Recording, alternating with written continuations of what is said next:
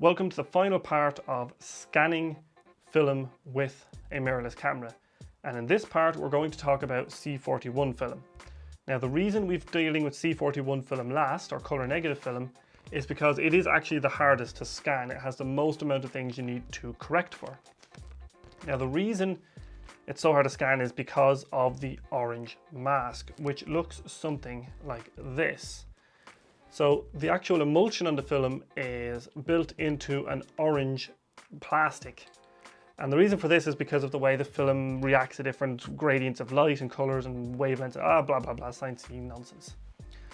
The reason we're interested in is to remove that mask from our scans. So when we were scanning black and white film, we didn't really care about whether or not the color was correct because it was a black and white image. When we're dealing with slide film, we made sure to set our white balance correctly in camera so that when we take the scan, it's a perfect representation of it color-wise. The problem with C41 film is that you have to deal with both of those, so you have to get your image scanned correctly. You also have to correctly counteract your white balance and get that all correct, but you also need to remove the orange mask. And this has actually been by far the hardest part of scanning the film. I'm going to turn off this little light. The reason it's the hardest part of scanning the film is because it's just so damn difficult to get rid of. You can't correct it with white balance, which is something you read online. It's like, oh, in Lightroom, just slide the white balance to blue and it's done. Woo! That doesn't work. Some people suggest reversing each tone curve channel and like grouping them and clipping the white point, black point. But that doesn't work either because of the way the curves work. So the only way I found to do this, and I've tried a lot of different methods, the only way I found is to have a clean image of a color chart. So this is the color chart we're using. It's the data color. That's a fly. Go away, fly. So this is the data color spider checker we used. So we used the gray card part of this for the setting the white balance of our slide film scan. I've already set that up for this. But what we are more interested in now is the color chart, okay? The problem is the orange mask affects all the colors slightly differently. And you can remove most of this by using a curves adjustment in Lightroom, which we'll get to. Sorry, in Photoshop. But the problem with this is that, so what I've tried to do in the past is I've tried to take a bit of clear mask, so some empty frames on my mask, or on my thing, and then just like hold it over it and take a picture of it. But it doesn't work because if you're shining a light on it, the shininess of the actual plastic causes it to be interfered and it gives a wrong reading and then it looks all kinds of wonky. The only way I found is actually to get your film camera, load up a roll of C41 and then just shoot a color chart under the best conditions you have and under the same lighting conditions that you're scanning under. So when I shot my one, which is this one here, you can probably see it if I hold it up a little closer. This color chart here, so that's the inverted color chart on the film. And I used one of my bigger lights, that's actually lighting me right now, because I normally scan using one of my bigger lights. So I lit the color chart on the wall using that, and then I took a picture using a tripod on the film itself. And then what we're going to do is we're going to scan that color chart image into this. We're going to use it to create a perfect curves adjustment, which should eliminate all of the orange mask from our images. And when we've got the curves adjustment, we can save it and reuse it, which is very nice. So let's get cracking. Okay, we're just going to slide this into our camera holder. So you just need to pull our focus and take our picture identical to what we've done before. Same procedure, blah, blah, blah, blah. Slide this down. We don't need to be too exact, we just need to get the chart itself. Okay, so now all we need to do is actually make some scans.